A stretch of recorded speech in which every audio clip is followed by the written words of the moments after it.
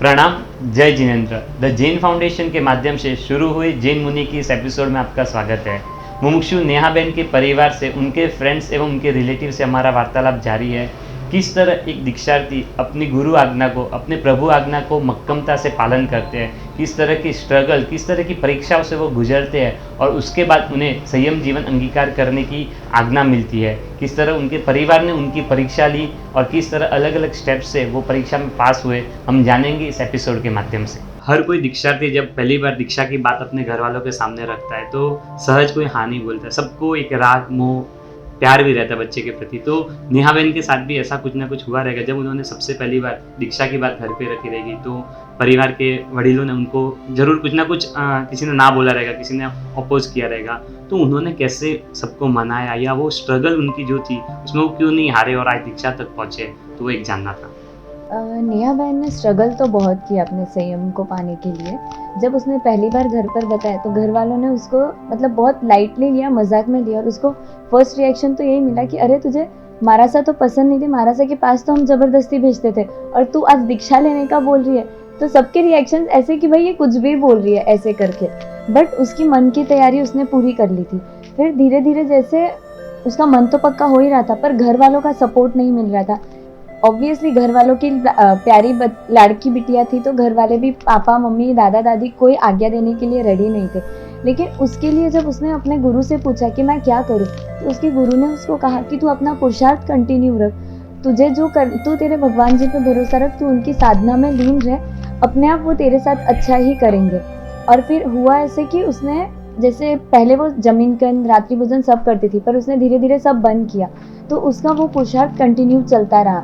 उसको देख के घर वाले कहीं ना कहीं थोड़े पिघलते गए, लेकिन हाँ तब भी नहीं हुई थी। पर उसका जिद करना कि मुझे महाराजा के पास जाने तो, मुझे उनके सानिध्य में रहकर देखना है, मुझे एक बार जाने दीजिए, पर उसको घर से तब भी अनुमति नहीं मिल रही थी। और ये सब देखिए उसके मन से ये चीज़ें निकलनी चाहिए, इसीलिए उसको नासिक भेज दिया। पर उसने नासिक में जाकर भी हार नहीं मानी, उसने वहाँ से भी अपने पुरुषार्थ में कोई कमी नहीं की और अपने घर वालों को वहाँ बैठकर भी उसने बताया कि नहीं, मैं, आप कितना भी मुझे कहीं पर भी भेज दो, कैसे भी माहौल में भेजो, मुझे संयम लेना ही है और मैं लेकर ही रहूँगी। ऐसे करते करते उसके पापा धीरे धीरे देखते गए उसके पुरुषार्थ को, उसके स्ट्रगल को, उसकी दृढ़ता को। तो मतलब कहीं ना कहीं उन्होंने मन की तैयारी धीरे धीरे शुरू कर दी थी कि भाई नेहा अभी अपने हाथ से जा रही है, उसे तो जाना ही है गुरु के पास। ऐसे फिर धीरे धीरे उसने फिर से जिद करना स्टार्ट किया और फाइनली 2021 में वो महाराजा के पास गई, उसको भेज दिया गया कि चल ठीक है तू जाके आ, एक बार तू भी देख ले। और उसका मन पक्का था, उसके घर वाले भी मान गए और उसका कर्म बंधन इतना अच्छी से टूट गया कि 25 मई 2022 को उसको दीक्षा की आज्ञा मिल गई। उसको आज्ञा नहीं देने का मतलब एक ऐसा भी था कि वो स्वास्थ्य की समस्या है, जैसे मतलब कुछ ना कुछ उसको प्रॉब्लम्स वगैरह, ऐसा हेल्थ वाइज, मतलब हम लोग, उसको ऐसा लगता था कि मैं फिट हूँ, लेकिन हमको ऐसा लगता था कि ये कैसे कर पाएगी, जो उसका लाइफस्टाइल था जो था, तो उस वजह से हमको ऐसा था कि ये कर पाएगी कि नहीं कर पाएगी। तो हम लोगों का हमेशा ऐसा ही रहता कि तू एक बार वहाँ का पूरा देख तो सही, मतलब जो वहाँ की जो दिनचर्या है, दैनिक दिनचर्या और वहाँ का पूरा सिस्टम देख, तुझे समझ वो चीज़।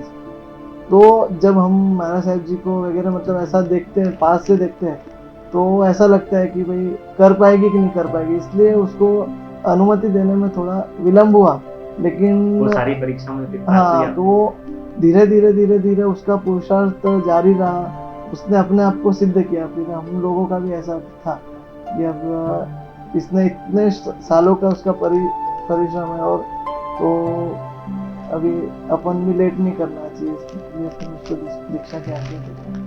आप सभी, नेहा बहन जो है वो अक्कलकुआ से और नंदुरबार से ये पास में होता है। मैं जब यहाँ पे आया तो मैंने देखा कि शायद यहाँ पे महात्माओं का आना जाना कम होगा, लोगों में धर्म वगैरह कम होगा। तो मुझे आपसे जानना था कि यहाँ का एक माहौल, मतलब जहाँ पे आप रह रहे हो, तो वहाँ धर्म कैसा है, लोगों को धर्म में रुचि होती है कि नहीं, और यहाँ से नेहा बहन निकल कर आज दीक्षा लेने के लिए जा रहे हैं, तो किस तरह के संस्कार, किस तरह का माहौल यहाँ पे है, वो एक जानना था आपसे। जैसे आपने प्रश्न पूछा कि इस क्षेत्र में महात्माओं का विचरण वगैरह कैसा है, तो एक क्षेत्र में पूरे काफ़ी 2-3 हज़ार जैनों की घर है। तो साधु संतों का विचरण कंटिन्यूअसली चलता ही रहता है, चातुर्मास होते रहते हैं। और यहाँ से पास में ही बलसाना तीर्थ भी है, प्राचीन तीर्थ है। और रही बात अक्कलकुआ की, तो यहाँ पर 13 दीक्षाएं हुई है। और 100 घर होने के साथ साथ 13 दीक्षाएं होना स्थानकवासी संप्रदाय में और मंदिर मार्गी संप्रदाय में ऐसे 13 दीक्षाएं हुई है। तो ये तो उपजाऊ भूमि है और मतलब बहुत अच्छा धार्मिक माहौल है यहाँ का। और अभी दीक्षा का महोत्सव चल रहा है, तो बहुत उत्साह से लोग जुड़ रहे हैं और बहुत अच्छा वातावरण बन रहा है। के अंदर अपने लोगों की एकता वगैरह भी बहुत अच्छी है, अपने घर ज़्यादा होने से बहुत अच्छा है। संतों का विचरण बहुत अच्छा है, वो हिसाब से कायम संतों का आशीर्वाद मिलते रहता है। नेहा बहन दीक्षा लेने के लिए जा रहे हैं, उनका आगे का संयम जीवन बहुत सारी शुभकामनाओं भरा रहे। तो आप सब इस प्लेटफॉर्म के माध्यम से उनके जीवन के लिए कुछ बेस्ट विशेष या उनके लिए कुछ शुभकामनाएं देना चाहो तो आप कह सकते हो। बस अपने गांव का नाम रोशन करे, अपने कुल का नाम रोशन करे, हमारा नाम रोशन करे, जिन शासन का नाम रोशन करे, ये उसको शुभकामनाएं। नेहा दीदी के लिए बोलना है, मतलब वो अपने वैराग्य जीवन में बहुत बड़ा नाम रोशन करे, बहुत आगे जाए, अपने अक्कलकुआ का नाम रोशन करे, बस यही ईश्वर से प्रार्थना है। All the best to Neha ji. उसकी यात्रा एकदम निर्विघ्न हो, कभी उसको कोई संकट ना आए। उसने जो सोच के, जो लक्ष्य सोचकर वो दीक्षा ले रही है, वो उसको जल्द से जल्द प्राप्त करे। और मुझे भी ऐसी प्रेरणा दे कि मैं भी कुछ ऐसा कर पाऊँ कि उससे मेरा जीवन भी सुधर जाए। नेहा बहन का संयम जीवन निष्कंटक, निष्कलंकित हो।